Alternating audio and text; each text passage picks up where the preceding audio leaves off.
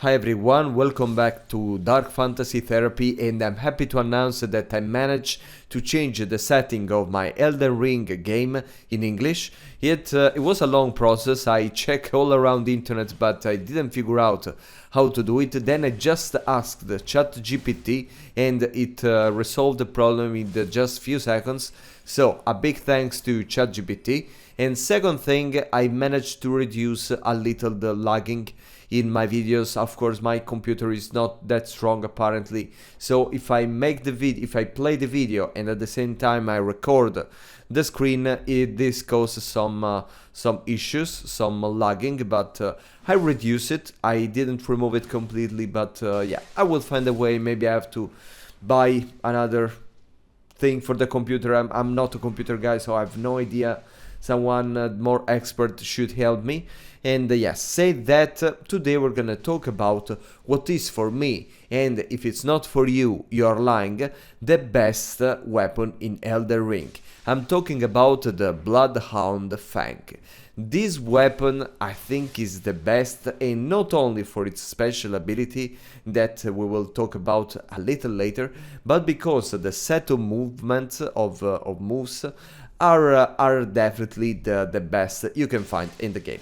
First, I have to say that when I played the first time Elden Ring many years ago, I got so addicted to this weapon. I was using just that.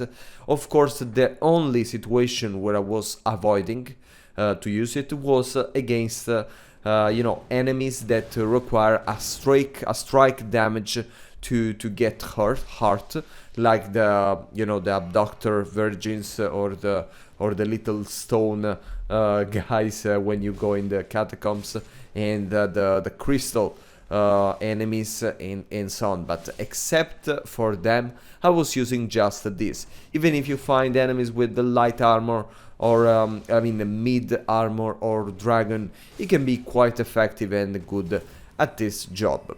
Then when I started to play again Elden Ring, I say, okay, no, I have to try other weapon. Okay, I have to experiment. I have to try to build a different composition between my clothes and my weapons. But at the end, I end up playing again with the Bloodhound Fangs. And I like it. I enjoy it so much, and honestly it's so powerful compared even with other weapons at the same level. There is this ability that is crazy because the special ability of the weapon, because it makes you jump back, so you can dodge the hit of your enemy, and you will jump back with a slash, with a very powerful slash. And it's very good because you can prepare the attack while the enemy is approaching, while the enemy is running towards you. Of course, you need the perfect timing for that, because if you don't manage to do the slash before the enemy does his blow, in that case you can get hurt and your special ability can be compromised.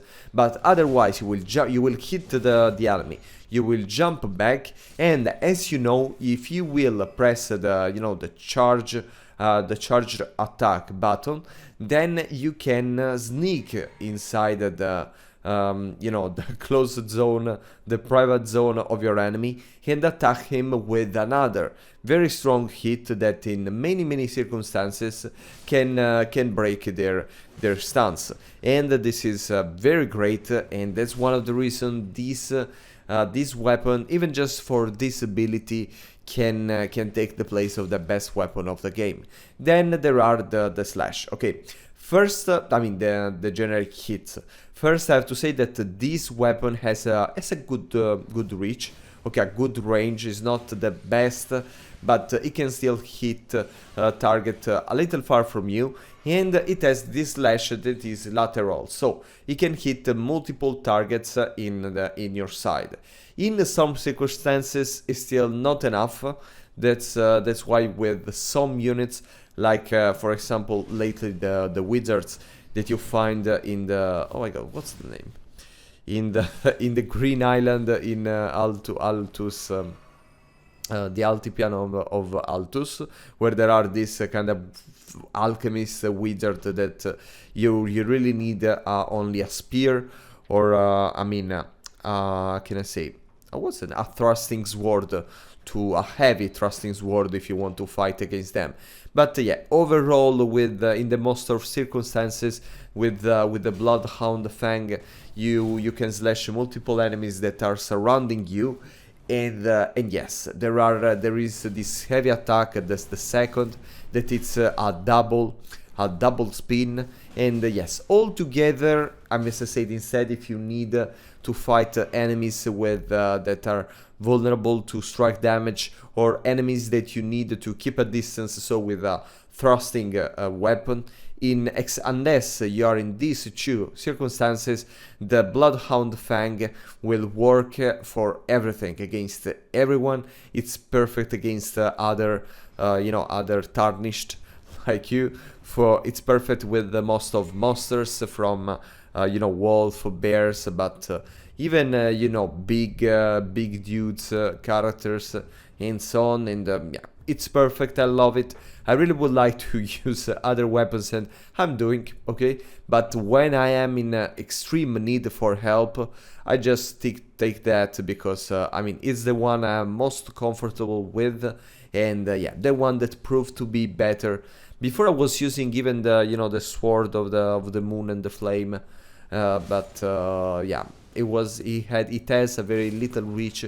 That's why I don't like it anymore. And then the last thing, there is the bleeding. Okay, this weapon causes bleeding. That it's so great. The bleeding, it's an attribute that many, except if you're a robot, but many enemies in the game are very vulnerable to, and it basically, at some point, you will see a lot of hit points just going down so fast, because the bleeding finally took his effects. And it's very satisfying, because maybe you're struggling with an enemy, but at the end you see going down, and you're so happy with that.